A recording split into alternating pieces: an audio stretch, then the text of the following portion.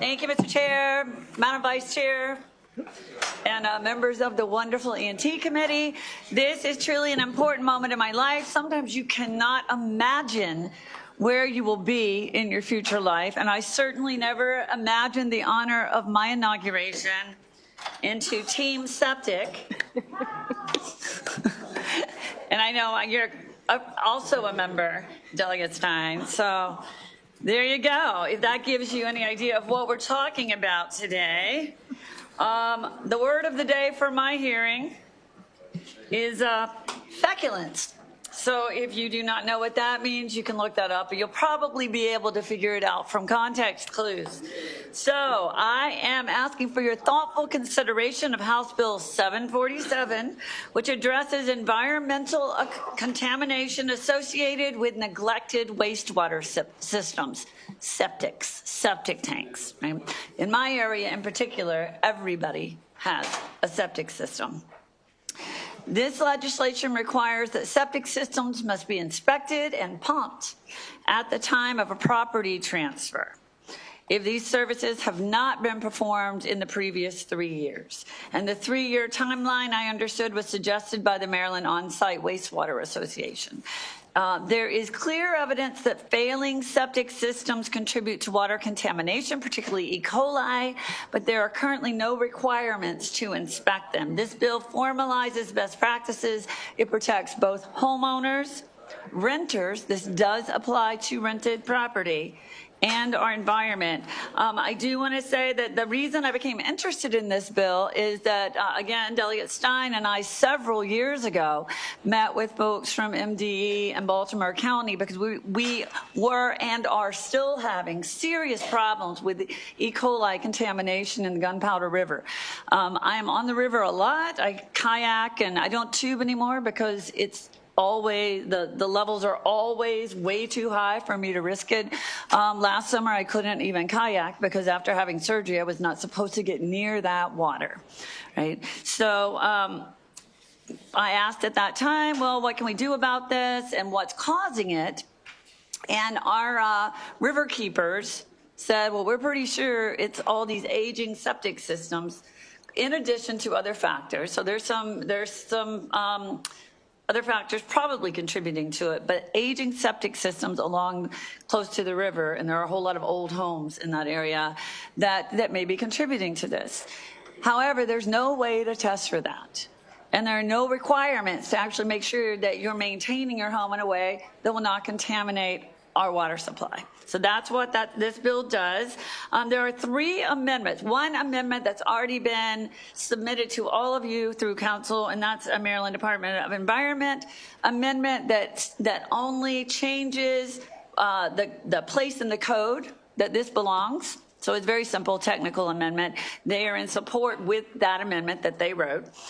We have another possible amendment that I have also submitted to council, but I don't believe it's in front of all of you, that we've worked on to exclude some sorts of transfers, particularly those between family members.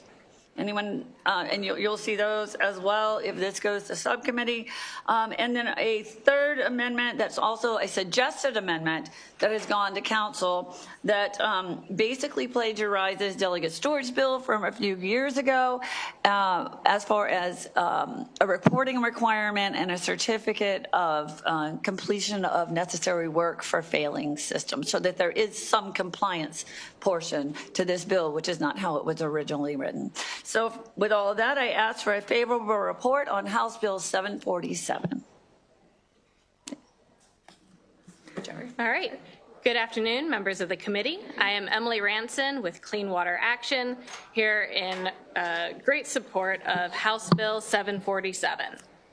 Septic systems, as you may know, oftentimes suffer from flush and forget. As long as the waste disappears down the toilet, people oftentimes think that everything is fine. Unfortunately, this is not always the case. And systems are able to silently fail, posing dangers, and we are especially concerned in this circumstance about pathogens from untreated human waste entering groundwater, streams, and rivers. Inspecting septic systems is an important way to catch these problems and get them fixed. It piggybacks off Delegate Stewart's well testing bill. Thank you for the great idea. And the fact is that the majority of mortgage lenders require inspections already. So this just covers the properties that do not already have it covered, as well as tenant properties. We also tried to use that 3-year catch, so that way we're not asking anybody to do superfluous inspections, although a mortgage lender will likely still require it. I'm going to give just a brief example of what a similar program like this has done in Michigan. And in the first 6 years of implementing their ordinances requiring inspection at property transfer, 2 Michigan counties, not the whole state, just 2 counties, found 1,000 failed systems and 300 homes without any system. So that is what we are trying to catch. That is what we are trying to prevent. This is an important step to protect consumers, the environment, and most importantly, getting untreated human waste out of our waterways and drinking water. So thank you, and we urge a favorable report. Good afternoon. I'm Drew Schmidt-Perkins. I'm representing Back River Precast, which is a septic company and also a proud member of Team Septic's, an unholy alliance of industry, environmentalists, and others who are looking to improve the whole septic situation in Maryland. I want to make 2 additional points to what have been made before. The importance of getting an inspection is that you can find things early before you have to replace a whole septic system, when it's simple, cost-effective repairs, and before you start polluting the environment and causing huge problems with septic bubbling up into your backyard or contaminating your well, or you having to spend $20,000, $30,000 to replace a system. So we all know, like going to the doctor, that you can find things early before you end up having a major health crisis. This is just setting that up for something that is so important to our health and environment. Secondly, I'm very pleased that this bill also covers rental properties, because it's urgent that tenants have good septic systems. And you can imagine in many cases where this may not be the case, and suddenly they have sewage backing up into their home, into the backyards, causing unhealthy situations for the tenants, plus all the environmental concerns that we've mentioned before. We're very happy to work with the subcommittee and this committee on the amendments that you've heard before to make sure that this bill is strong, effective, and really beginning to deal with the inspection part of this issue. Thank you. Thank you. I have a question from Delegate Ziegler. Thank you, Mr. Chair. I may be reading this wrong, but can you explain the tenant thing? Because, so it's every 3 years, but it also is before each new tenant occupies the property. So that could be way too short or way too long, depending on. Yeah, and what exactly would. Sorry, thank you. That's a great question, and I appreciate the opportunity to clarify that. I am pretty sure I have to find the bill, but I am quite certain that we wrote it in such a way that whichever one is later. So if it hasn't been done in 3 years at the change, so if you have a tenant who lives there for 10 years, right, you're not going to do it every 3 years. You're only going to do it when that tenant changes. And then you would have to, because it had not been done in 3 years. If you change tenants every year, you would only have to do it after 3 years. Okay. So if you can show that you've done it within the previous 3 years, you won't have to do it. Okay. So Thank you. hopefully that's more clear. Co-captain of Team Septics, Delegate Stein. Thank you, Mr. Chair. Delegate, welcome to the unholy alliance, as Drew said. People are going to fight me for this. To follow up on the sort of the number of years that's required, so for landlords whose property is served by septic, you're saying it's every 3 years, basically. And is there any requirement that that tenants be provided proof that, you know, when they're moving in, that the system has been pumped out and inspected, or is that the responsibility of the county health department? Yeah, thank you for that question. So it doesn't have to be every 3 years unless the property changes hands. So if the same tenant lives there for 30 years, We're not requiring every 3 years unless the tenant changes hand. Like, it would be great to, if you want to throw that in there, that's fine. But as written, it's only when the property changes hand, either rentals or an actual property transfer.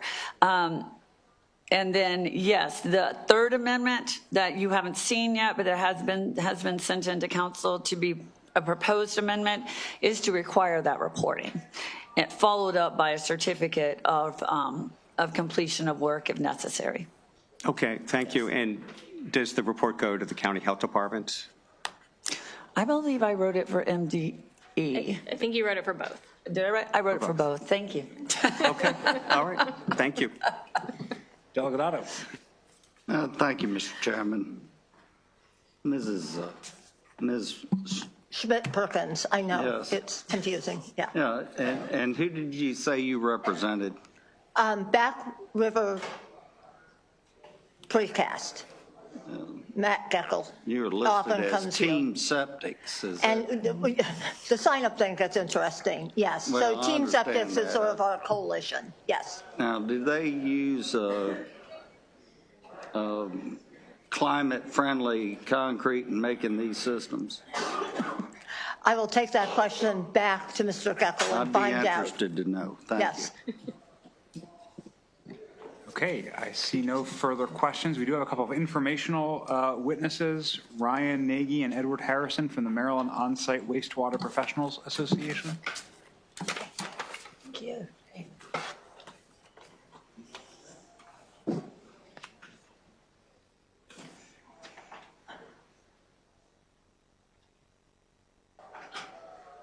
Please go ahead when you're ready, sir. Yes, Ryan came in case I couldn't make it because I had a previous thing be in. Anyway, my name is Eddie Harrison, or good afternoon, Mr. Chairman and members of the committee.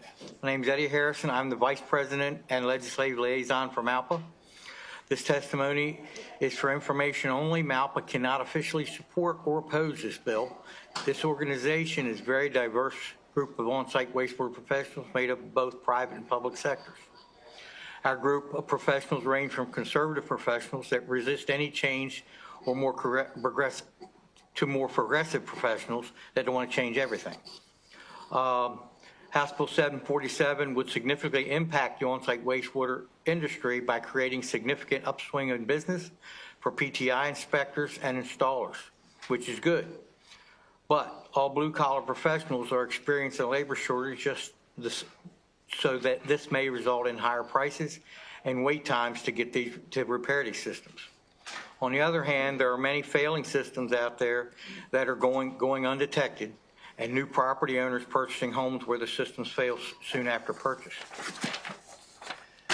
Most of these homes are older, more affordable homes that, when a major repair is warranted, can devastate the buyer. We defer to this body to weigh the impact of this legislation and make a conscientious and prudent decision to benefit the citizens of Maryland and the environment. Thank you. Thank you very much. Are there questions for our informational witness? Okay, thanks for being with us. Glad you made it. That concludes the bill here on House Bill 747.